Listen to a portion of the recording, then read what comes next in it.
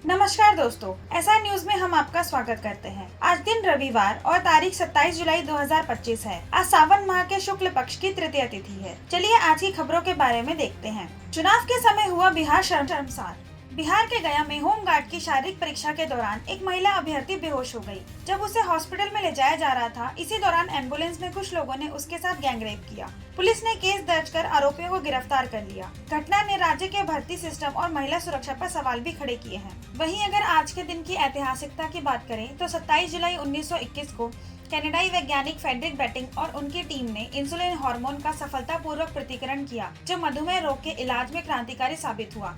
इस खोज ने विश्व भर में लाखों मधुमेह रोगियों को जीवन दान दिया और चिकित्सा विज्ञान का एक नया युग भी शुरू हुआ। राहुल गांधी का गुजरात का 1 दिवसीय दौरा। कांग्रेस के वरिष्ठ नेता राहुल गांधी ने गुजरात में 1 दिवसीय दौरा किया। इस दौरे का उद्देश्य पार्टी कार्यकर्ताओं से मुलाकात करना, स्थानीय मुद्दों को समझना और आगामी चुनावी रणनीति बनाना था।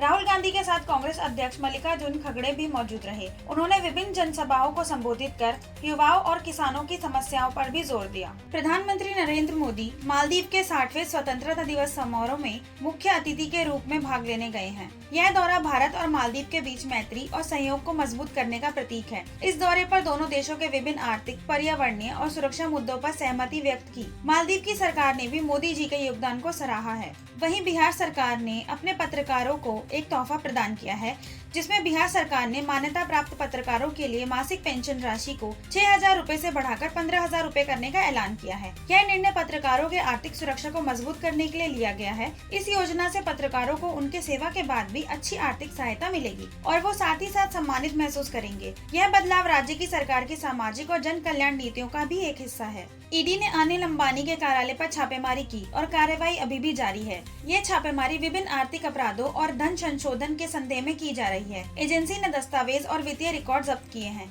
इनमें निवेश, ऋण और लेन देन की जांच की जा रही है, जिससे भ्रष्टाचार और आर्थिक अनियमितताओं की तलाशी ली जा रही है। जैसा कि हमने आपको बताया था कि 26 जुलाई को कारगिल विजय दिवस के तौर पर मनाया जाता है। उसी अवसर पर chief of defence staff general Anil Chauhan ने सैनिकों को श्रद्धांजलि दी।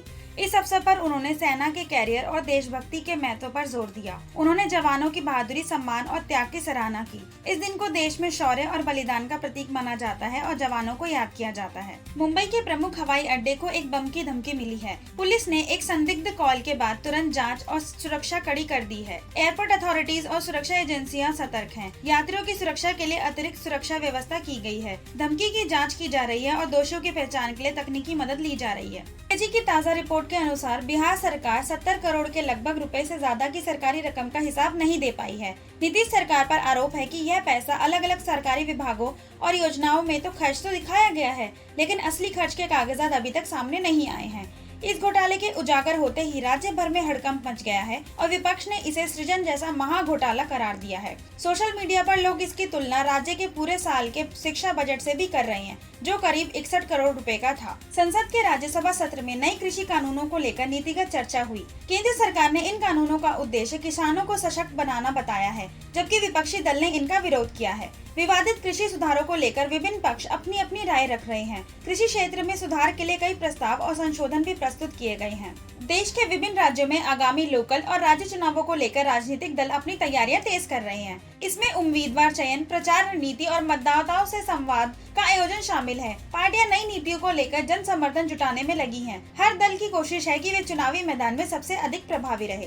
केंद्र सरकार ने आर्थिक सुधारों की एक श्रृंखला जारी की है, जिसका उद्देश्य देश की आर्थिक वृद्धि को और तेज करना है। इन नीतियों में निवेश को प्रोत्साहन, छोटे और मध्यम उद्योगों को सहायता और विदेशी निवेश को आकर्षित करने वाले कदम शामिल हैं। इसके साथ ही वित्तीय पारदर्शिता और डिजिटल कराधान को बढ़ावा दिया जाएगा। अगली खबर खेल जगत से है। भारत ने इंग्लैंड के खिलाफ दूसरी पारी में चौथे दिन 2 विकेट पर 174 रन बनाए। मेजबानों से फिलहाल भारत 137 रन पीछे है। इंग्लैंड की पहली पारी 669 रन पर समाप्त हुई। इससे पहले भारत ने अपनी पहली पारी में 358 रन बनाए थे। शनिवार का खेल समाप्त होने तक केएल राहुल ने 87 रन और शुभमन गिल ने 78 रन बनाकर क्रीज पर डटे रहे। अगली खबर फिल्मी जगत से है। बॉर्डर 2 की शूटिंग हुई पूरी। बॉर्डर 2 में सनी देओल, वरुण धवन, दिलजीत दोसांझ और आहान शेट्टी देखने को मिलेंगे। यह फिल्म बॉर्डर, जो कि 1997 में आई थी, उसका सीक्वल बताई जा रही है। अनुमान लगाया जा रहा है कि यह फिल्म जनवरी 2026 में रिलीज होगी। रणवीर सिंह और कृति सेनन की फिल्म डॉन 3 पर नया अपडेट आया है। जिसमें फिल्म का टाइटल ट्रैक पुराने गाने की तर्ज पर होगा। आमिर खान ने अपनी फिल्म सितारे ज़मीं के लिए OTT डील नहीं की है। वे चाहते हैं कि यह फिल्म थिएटर में ही दिखाई जाए। अगली खबरें अंतर्राष्ट्रीय स्तर से हैं। थाईलैंड और कंबोडिया के बीच सीमा पर जबरदस्त झड़पें जारी रही। दोनों सेनाएं भारी हथियारों से लैस रही, जिसमें फाइटर जेट और रॉकेट भी शामिल थे। थाईलैंड के कई गांवों में भारी तोपबारी से नागरिकों की जिंदगी दहशत में रही। हजारों लोग शरणार्थी कैंपों में पहुंचे। प्रशासन ने मार्शल लॉ भी लागू किया। दोनों देशों ने एक दूसरे पर हमला करने का दोष लगाया और हिंसा न रोकने पर युद्ध जैसी नौबत की भी चेतावनी दी गई। अमेरिका की फेडरल कोर्ट ने तीसरी बार ट्रंप प्रशासन के बर्थराइट सिटीजनशिप खत्म करने के आदेश पर रोक लगा दी। अदालत का कहना है कि राष्ट्रपति सिर्फ पेन से ऐतिहासिक कानून नियम नहीं बदल सकते हैं। यह मुद्दा अब फिर से उच्चतम न्यायालय में जाएगा। फैसले से प्रवासी समुदाय ने भी राहत की सांस ली। पाकिस्तान की चर्चित social media influencer Sumira Rajput का शव संदिग्ध परिस्थिति में मिला। उनकी बेटी ने आरोप लगाया कि किसी शख्स ने उन्हें जहर देकर मारा है। पुलिस मामले की जांच गहराई से कर रही है और सोशल मीडिया पर न्याय की मांग भी तेज हो रही है। नई रिसर्च के मुताबिक लगातार मेकअप प्रोडक्ट्स का इस्तेमाल करने से अस्थमा जैसी सांस की बीमारियों का खतरा बढ़ रहा है। वैज्ञानिकों ने खासकर लिपस्टिक और आई शेडो के नियमित इस्तेमाल के लिए अलर्ट भी दिया है। चलिए अब मौसम की खबरें जानते हैं। झारखंड में भारी बारिश से कई क्षेत्रों में जल भराव जैसी स्थिति उत्पन्न हो गई है। इससे आमजन की परेशानी बढ़ गई है। प्रशासन ने राहत कार्य भी शुरू किए हैं और लोगों को सुरक्षित स्थानों पर पहुंचाने का प्रयास अभी भी जारी है। उत्तराखंड के रुद्रप्रयाग में बादल फटने जैसी घटना सामने आई है।